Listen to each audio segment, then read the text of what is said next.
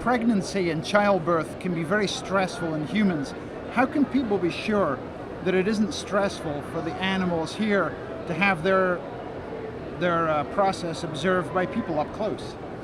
Well, again, there's no doubt that birth is a stressful process. As you point out, we take every measure to be sure that they're afforded all the comfort and intensity of care and observation, to be sure that if any problems arise, we detect them quickly and can quickly attend to them.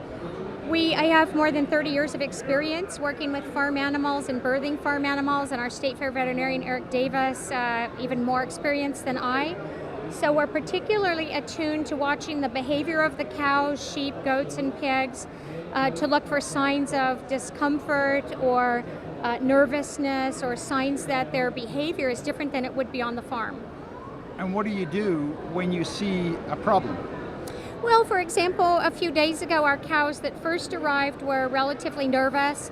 So we moved their feed, and they get the same diet, the specially formulated diet that they get at home on the farm. We moved their feed further back in the exhibit. We were monitoring them for any changes in behavior, and then they quickly settled in and returned to a normal routine. Do you take them away if they seem to be in real distress? We have not had to do that this year. What our plan is that we are constantly monitoring them, and if they were to develop an increase in their level of anxiety, then we have a plan to be able to remove them from the exhibit and return them to the farm. Obviously, if they have difficulty in the birthing process, if it's beyond what we can assist here, they're transported to our veterinary medical teaching hospital for more advanced care. My guest is Dr. Joan Dean Rao of UC Davis, and we're at the live birthing exhibit at Cal Expo for the State Fair. Last year there was a cow panicked, and in the end police shot the cow dead. What happened then? What caused that? Well, I can't say I wasn't at the fair that day, so I'm not familiar with the details. We can, obviously, something went terribly wrong, and the level of her anxiety was beyond that which could be controlled.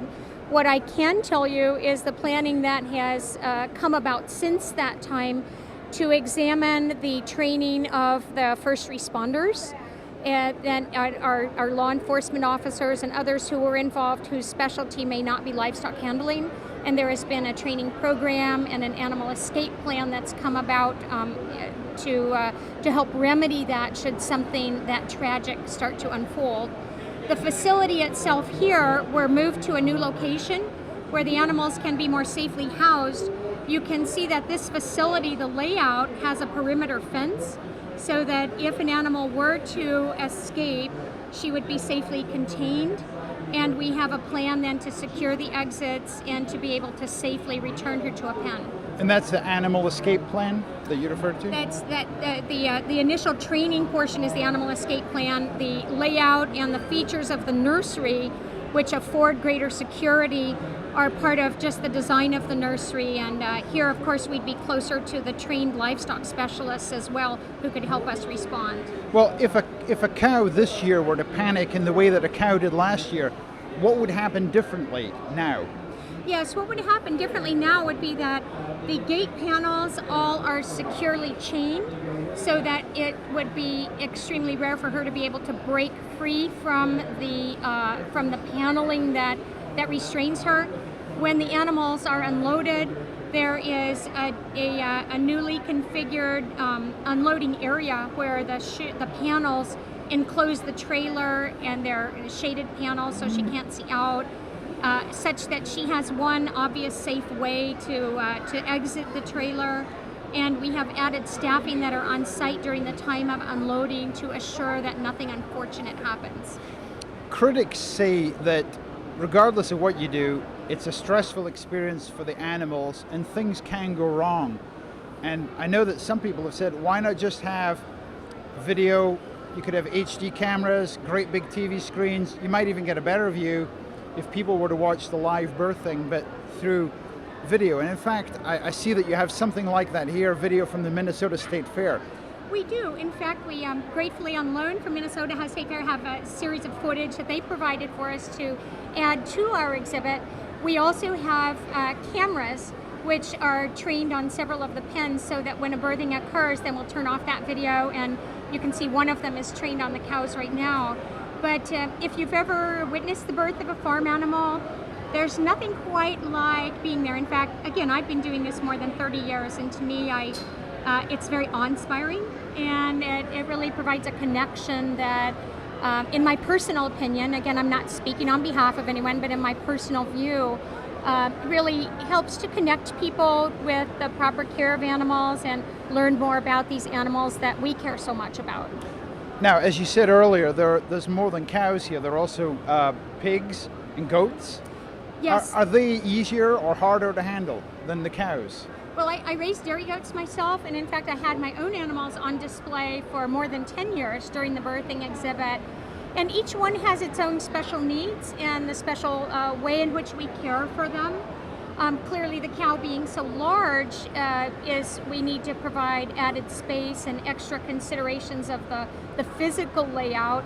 But we've provided for the spacing that you see to keep the public away from the animals, to give them more room and give us the room to safely work around our animals.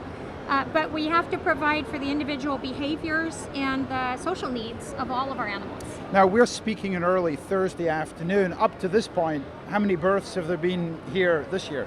Well, I'm going to have to look around and count. I believe a rough number. Roughly 6 calves have been born.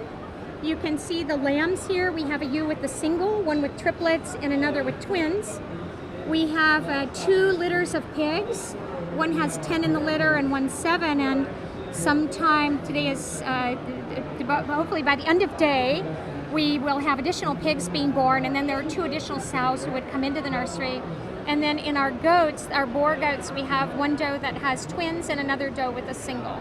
How much notice do you get that the birth is going to happen? It depends on the species. We have due dates that are calculated for all of our animals. They are on 24-hour observation, so there's someone here with them, walking the pens all the time. With the pigs, we were just talking this morning about how you can have very little notice. We know she's ready, but we don't know exactly when she's going to start.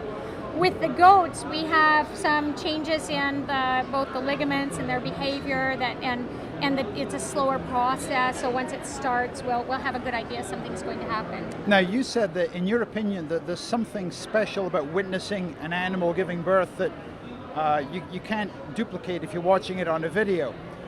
What happens when there is a birth here? Is there any way to explain to the kids who are here, to put it in context, if they have questions? Yes, we have veterinary students that are stationed with each of the species, and they're answering questions that can be on any topic or any subject to do with our animals.